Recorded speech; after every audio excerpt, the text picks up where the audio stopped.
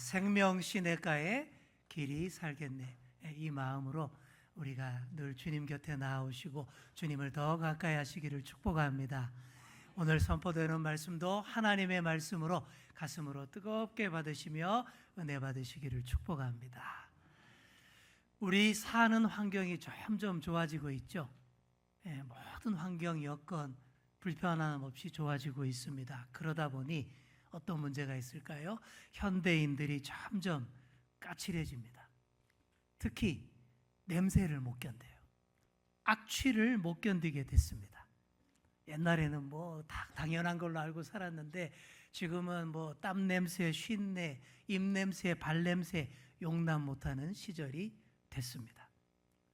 예전에 저와 같이 동료 부목사로 함께 섬겼던 어떤 목사님이 있었는데요.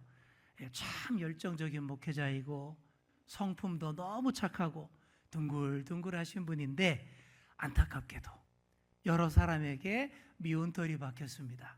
그 이유가 뭐냐 하면 몸에서 냄새가 많이 났기 때문입니다. 이분이 땀을 무지 많이 흘리는 체질이었어요. 그래서 아무리 아침에 뽀송뽀송한 와이셔츠 새로 입고 교회에 오셔도 새벽 기도의 시간대부터 벌써 땀에 흥건하게 젖어버립니다. 그래서 곁에만 지나가도 땀 냄새가 확 풍겨요. 게다가 뭐가 문제인지 빨래를 제대로 어떻게 잘못하는지 모든 옷에서 쉰내가 나는 거예요. 특히 여름에. 그러니 예민하신 분들이 그 목사님이 지나가기만 해도 인상을 팍 쓰는 거예요. 보면서 참 좋은 분인데 참 안타까웠습니다. 이렇게 악취를 용납 못하는 시대인이 어떻게 해야 될까요? 좋은 냄새로 덮어야 됩니다. 좋은 향기로 악취를 덮는 일을 부지런히 해야 돼요. 그래서 향수 산업이 나날이 발달을 하고 아로마 테라피, 방향제, 디퓨저 이런 제품들 활용이 많이 늘어나고 있습니다. 대부분의 사람들이 최고급 화장품과 향수 이런 것들 많이 활용을 하죠. 저도 스킨 로션 열심히 바릅니다. 향수는 안 쓰지만 스킨 로션 열심히 바르고, 그리고 주일날이 되면 화면바를 받아야 되기 때문에 비비크림 이렇게 조금 살짝 표 안 나게 이렇게 바르고 섭니다. 모든 사람들이 그렇게 가꾸고 덮고 포장하고 꾸밉니다. 그러다 보니 옛날 유명한 그 광고 문구도 있었습니다. 낯선 여자에게서 내 남자의 향기를 느꼈다. 치명적인 문구였지요. 오늘 설교 제목도 대단히 치명적입니다. 뭐예요? 여인의 향기입니다. 얼마나 치명적인지 잘 들어보시기를 바랍니다. 오늘 향기 이야기를 하고자 하는데 어떤 좋은 화장품, 향품, 향기를 내는 물품을 사용하느냐의 문제가 전혀 아닙니다. 물건의 문제가 아니라 사람의 문제입니다. 누가 어떤 향기를 내느냐의 문제인 거예요. 연쇄살인마, 성추행범도 최고급 샤넬 향수를 막 뿌리고 다녀요. 정체를 감추고 다닙니다. 사기꾼 날강도도 좋은 화장품으로 자기 정체를 덮고 다닙니다. 그렇게 자기 내면의 썩은 내, 악취를 다 덮고 다녀요. 하지만 아무리 그래도 죄인의 악취는 숨길 수 없습니다. 썩어 악취나는 그 속내는 숨길 수 없는 거예요. 진짜 좋은 향기는 어떤 향기일까요? 진짜 좋은 사람의 깊은 속내에서 우러나는 그 향기가 참된 좋은 향기인 것입니다. 오늘 본문을 보시면 예수님 곁에 두 사람이 있습니다. 각자 자기의 냄새를 풍깁니다. 첫 번째 사람은 누가 봐도 향기가 나는 듯 하는 사람입니다. 나는 듯 한다라고 제가 표현했어요. 그리고 두 번째 사람은 누가 봐도 악취를 풍기고 다니는 죄인입니다. 먼저 향기를 풍기는 듯 하는 사람이 예수님을 자기 집으로 초대했습니다. 예수님, 우리 집에 오셔서 밥이나 함께 하시죠. 이렇게 초청한 사람은 시몬이라는 바리새인입니다. 의외입니다. 여러분, 예수님이랑 바리새인이랑 친해요, 안 친해요? 절대 안 친합니다. 이 바리새인들은 예수님을 못 잡아먹어 안달인 사람들이에요. 사사건건 시비 걸고 트집 잡고 어떻게 하든 예수님 망하게 하려고 애쓰는 그런 부류가 바리새인이지 않습니까? 또한 이 바리새인은 종교적 결벽증 환자들입니다. 작은 더러움에도 기겁을 해요. 작은 악취에도 손사래를 치며 피하는 그런 사람들입니다. 아무나 하고 절대 밥 같이 먹지 않아요. 그런 바리새인 시몬이 예수님을 자기 집에 초대했다라고 하니 의외라는 거예요. 뒤에 나오는 내용으로 봐서 아마도 예수님을 초청해 놓고 또 무슨 시비거리를 잡으려고 그렇게 했던 것 같습니다. 그런데 예수님이 그 초청에 응하셨습니다. 시몬의 집으로 함께 가셔서 함께 식사를 하십니다. 그런데 갑자기 아무도 초청하지 않은 불청객이 등장을 합니다. 예수님이 그 집에 계시다라는 정보를 들은 한 여인이 갑자기 훅 하고 들어온 거예요. 이 여인을 가리켜서 죄를 지은 한 여자라고 기록하고 있습니다. 어떤 죄를 지었는지는 설명이 없지만 많은 학자들이 이 여인을 창녀로 봅니다. 왜냐하면 당시 유대 사회에서 여자를 가리켜서 그냥 죄인이라고 할 때는 창녀를 뜻했기 때문입니다. 동네 사람 모두가 다 아는 죄인이에요. 이 여인이 풍기고 다니는 이 죄의 악취에 다들 코를 감싸쥐었고 손사래를 쳤고 최대한 멀리 했습니다. 그런 여인이 갑자기 집에 들어왔으니 이 바리새인이 얼마나 놀랐겠습니까? 아마 너무 놀라서 제지하는 것도 잊어먹은 것 같아요. 충격을 받았어. 그 사이에 이 여인이 들어와서 예수님 뒤로 와서 발 곁에 섰습니다. 예수님 뒤로 왔다라고 했습니다. 차마 앞으로 정면으로 대놓고 얼굴을 보일 수 없었나 봅니다. 예수님의 뒤 발 곁에 섰어요. 그리고는 울어요. 예수님 발에 눈물로 예수님의 발을 적십니다. 눈물로 발을 적시려면 어떻게 해야 될까요? 일단 자세를 확 낮춰야 됩니다. 그리고 조금 울어서 되는 게 아니에요. 펑펑 많이 울어야 합니다. 그렇게 눈물로 예수님의 발을 적셔드립니다. 또 자기 머리털을 수건 삼아서 그 예수님의 발을 닦아드립니다. 머리털로 발을 닦으려면 긴 머리채를 이렇게 풀어 헤쳐야 됩니다. 당시 여인들이 머리를 풀고 운다라는 것은 장례식장에서만 볼 수 있는 장면입니다. 누가 죽었습니까? 죄인이었던 이 여인이 죽은 거예요. 주님, 이 흉악한 이 죄인 주님 앞에서 이제 죽습니다. 썩어 악취를 풍기던 그 여자 이제 당신 발 앞에서 죽습니다. 이렇게 표현한 거예요. 또 누가 죽을까요? 우리 예수님께서 앞으로 십자가 지시고 죽으실 겁니다. 모든 사람의 죄를 대신하기 위하여 우리 예수님이 죽으실 거예요.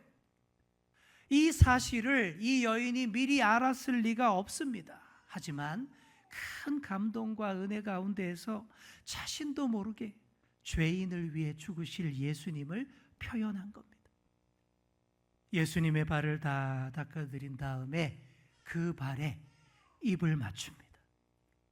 한없이 자신은 낮추고 한없이 예수님은 높여드리는 모습입니다. 이보다 더 최고의 예배가 없는 거예요. 그리고 마지막으로 예수님의 발에 가지고 온 향유를 부어드립니다. 온 집안에 좋은 향기가 진동을 합니다. 한 여인이 예수님에게 향유를 부은 이 사건은 마태, 마가, 누가, 요한복음, 사복음서에 다 나옵니다. 그런데 다른 복음서들과 확실히 차별되는 누가복음만의 전혀 다른 시선이 있습니다. 다른 복음서들은 이렇습니다. 쏟아부은 향유에 관심이 많아요.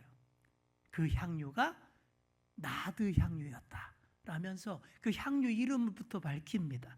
또 그 향유 가격이 300데나리온이나 된다. 가격까지 밝힙니다. 300데나리온 쉽게 여러분 계산하시려면 3천만 원 생각하시면 됩니다. 쉽게 그렇게 이해하시면 돼요. 또 그런 향유를 통째로 깨뜨려서 부어드렸네? 호들갑을 떱니다. 그리고 뒤따라 나오는 얘기가 그 향유 팔아서 가난한 자들을 도와주면 얼마나 많은 사람들을 구제할 수 있는데 왜 그렇게 낭비했대? 이런 비난이 소리가 또 따라 나오죠. 그러면 예수님이 마지막으로 이 여인의 편을 듭니다. 예수님의 장례를 알고 미리 잘 예비한 좋은 행동이었다라며 칭찬하는 장면으로 마무리가 됩니다. 누가복음을 제외한 다른 세 복음서들은 다 이런 내용으로 구성이 되어 있습니다. 그러나 누가의 관심사는 전혀 달라요. 그 향유 이름이 뭔지 안 밝힙니다. 향유 가격이 얼마나 되는지 안 밝혀요. 그런데 관심 없다라는 뜻입니다. 옥합을 깨뜨려 부었는지, 뚜껑 열고 부어드렸는지, 조금 부어드렸는지, 많이 부어드렸는지 그런 얘기도 안 합니다. 그게 예수님의 장례를 미리 예비한 것이다라는 칭찬도 없어요. 그런 것들은 누가의 관심사가 아닙니다. 그럼 무엇에 관심이 있었을까요? 누가의 관심은 오로지 향유를 부은 이 여인에게 집중됩니다. 향유가 아니라 향유 부은 사람에게 모든 관심이 있는 거예요. 여러분, 이게 맞습니다. 이게 예수님의 관심사입니다. 향유 이름이 뭐고 그게 얼마짜리인지 이거 예수님 관심사가 아니에요. 우리 예수님은 오로지 사람에게 관심이 있으십니다. 어느 노래 가사처럼 예수님에게는 사람이 꽃보다 아름다워. 이거예요. 자, 우리 옆에 계신 분께 한번 이렇게 말해 주겠습니다. 사람이 꽃보다 아름답습니다. 사람에게 관심을 가집시다. 이게 맞는 거예요. 예수님이 지금 그렇게 하십니다. 차마 예수님 앞에 정면으로 얼굴도 못 내밀고 뒤로 와서 엎드려 있는 이 여인에게 모든 관심을 주셨습니다. 많이 울어서 그 눈물로 예수님 발 적셔드리는 그 여인을 보시면서 이 여인의 슬픔과 인생의 무게와 어두운 그림자, 그리고 회개하고자 하는 그 마음 다 보셨습니다. 마음과 영혼을 다 담아서 자기 머리털로 예수님의 발을 닦아드리고 향유를 붓는 이 여인을 꽃보다 더 아름답게 보셨습니다. 그러니 뿌리치지 않는 거예요. 보통 사람 같으면 왜 이래요? 손살에 치고 뿌리칠 텐데 예수님 가만히 식사 자리에 앉으셔서 다 받아주셨습니다. 그리고 악취만 풍겼던 이 여인을 이제부터 새로운 향기의 소유자로 만들어주시고자 작정하셨습니다. 하지만 그 자리를 마련했던 이 바리새인 시몬의 시선은 전혀 달랐어요. 일단 초대하지도 않은 사람이 무례하게 훅 들어온 데 대한 그런 분노가 있었을 거예요. 그리고 바리새인의 시선으로 봤을 때 절대 용납 못할 죄인입니다. 더러운 여인이 더러운 냄새 풍기며 들어와서 자기 집과 식사 분위기를 더럽혔다, 이렇게만 보고 있습니다. 그러니 아무리 좋은 향유를 가져왔어도 그 향기를 전혀 못 느낍니다. 영적 후각을 상실한 거예요. 그런데 보니까 예수님은 그걸 다 받아주고 있더란 말이에요. 그걸 보면서 시몬이 속으로 어떻게 생각합니까? 우리 39절 화면으로 한번 보시기 바랍니다. 이게 시몬의 속마음이에요. 예수를 청한 바리새인이 그것을 보고 마음에 이르되 이 사람이 만일 선지자라면 자기를 만지는 이 여자가 누구며 어떠한 자 곧 죄인인 줄을 알았으리라. 이런 바리새인의 속마음. 그런데 보시면 우리가 평소에 많이 하는 생각과 똑같아요. 우리가 이러지 않습니까? 우리가 속으로 이래요. 속으로 늘 뒷담화합니다. 나만 다 옳고 다른 사람은 다 틀렸어요. 그래서 다른 사람을 내 마음대로 다 판단하고 다 정죄하고 내 마음속으로 이미 몇 번을 죽여놨습니다. 그 사람을. 그리고는 예수님까지 정죄합니다. 내가 심판하고 죄인으로 찍은 그 사람을 왜 받아주냐라는 거예요. 내 마음속에서 이미 죽인 사람을 안 죽이면 그 사람도 똑같이 나쁘다라고 판단합니다. 심지어 예수님도 메시아가 아닌 거예요. 시몬이 그랬습니다. 마음속으로 예수님을 정죄합니다. 아유, 죄인도 못 알아보고 물리치지 않고 있으니 이 예수라는 양반 선지자 아니네? 그렇게 생각해요. 여기서 시몬이 왜 예수님을 초청했는지 이 목적이 드러납니다. 순수하게 초청한 게 아니라 진짜 선지자가 맞는지 한번 알아보고 싶은 호기심이 발동했던 것 같습니다. 그러니 이 시몬은 거룩한 척하고 좋은 향기 풍기는 듯 하지만 전혀 좋은 향기의 소유자가 아닌 거예요. 그의 인격과 내면에서 악취가 스멀스멀 풍겨 나옵니다. 영적 고수는 그 진짜 냄새를 다 맡을 수 있어요. 예수님이 그 악취를 맡으셨습니다. 시몬의 속을 환히 들여다보시고 시몬을 부르십니다. 시몬아, 내가 내게 이를 말이 있다. 속으로 뒷담화 열심히 하고 있던 시몬이 화들짝 놀라가지고 네 선생님, 무슨 말씀입니까? 말씀하소서. 거룩함과 예의를 꾸미면서 말을 했죠. 그때 예수님께서 들려주시는 얘기가 이런 얘기입니다. 두 사람이 빚을 졌대요. 한 사람은 500데나리온, 한 사람은 50데나리온 빚을 졌습니다. 몇 배 차이가 나죠? 10배 차이가, 꽤 차이가 납니다. 아까 제가 말한 대로 말씀드리면 요즘 돈으로 환산해보면 500데나리온은 얼마일까요? 5천만 원 빚진 거고 50데나리온은 500만 원 빚진 겁니다. 좀 차이가 나요. 그런데 문제는 두 사람 다 갚을 능력이 전혀 없었다라는 거예요. 뭐 500 정도 되면 어떻게 해볼 것 같은데 그 사람도 갚을 능력이 없고 5천은 더 감당 못하고, 이걸 알고는 돈을 빌려준 사람이 그 빚을 다 탕감해 줬다라는 얘기입니다. 아유, 세상에 이런 빚쟁이가 어디 있습니까? 이거는 현실에 존재하지 않는 예수님의 비유 이야기의 주인공입니다. 이 주인공이 누굴까요? 우리 예수님이십니다. 예수님만이 우리의 모든 빚을 아무 조건 없이 다 탕감해 주시는 그런 유일한 분이십니다. 신약 성경에서 빚을 탕감해 준다라는 말은 죄를 용서해 준다라는 말과 똑같이 쓰입니다. 헬라어 원문에서 보시면 똑같은 말을 써요. 똑같은 동사를 씁니다. 용서해 준다, 이거는 탕감해 준다와 똑같아요. 주기도문에 이런 구절이 있죠. 우리가 우리에게 잘못한 사람을 용서하여 준 것 같이 우리 죄를 용서하여 주시고, 이 말을 성경 시대의 사람들은 이렇게 읽었습니다. 우리가 우리에게 빚진 자의 빚을 탕감하여 준 것 같이 우리의 빚도 탕감하여 주옵시고, 이렇게 똑같이 읽었다라는 거예요. 그러니 이거는 예수님 이야기입니다. 다 탕감해 주었다라는 것, 우리 모두의 죄의 문제를 해결해 주시고 다 용서해 주셨다라는 그 얘기입니다. 그런데 정도의 차이는 있어요. 500데나리온의 많은 빚을 진 사람도 있고 50데나리온의 작은 빚을 진 사람도 있습니다. 하나님 앞에서 훨씬 더 많은 죄를 저지른 죄인도 있고 그보다 가벼운 작은 죄를 지은 죄인도 있다라는 거예요. 분명히 차이가 있는데 이들을 똑같이 탕감해주고 다 용서해준다면 누가 더 감사하겠느냐라고 예수님이 물으셨습니다.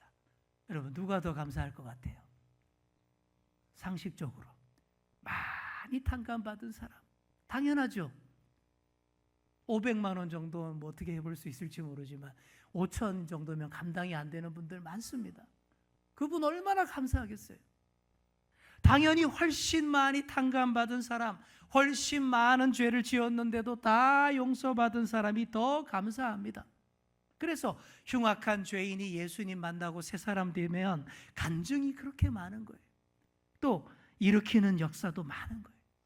그런 사람이 지금 예수님 발 뒤에 와 있습니다. 이 여인입니다. 500데나리온의 빚을 졌던 여인인데 예수님이 다 용서해 주셨고 다 탕감해 주셨습니다. 그 많던 죄가 다 용서받았으니 얼마나 더 감사하고 얼마나 더 사랑을 표현하겠습니까? 그러니 그 발 아래 엎드려서 눈물로 씻고 머리털로 닦고 입 맞추고 향유를 붓는 거예요. 반면에 시몬, 바리새인 시몬은 50데나리온 탕감받은 것처럼 그렇게 합니다. 그래서 예수님이 책망하시는 거예요. 당시에 손님을 집으로 초청하면 세 가지 예의를 지켜야 됐습니다. 제일 먼저 그 손님에게 입맞춤으로 인사해야 합니다.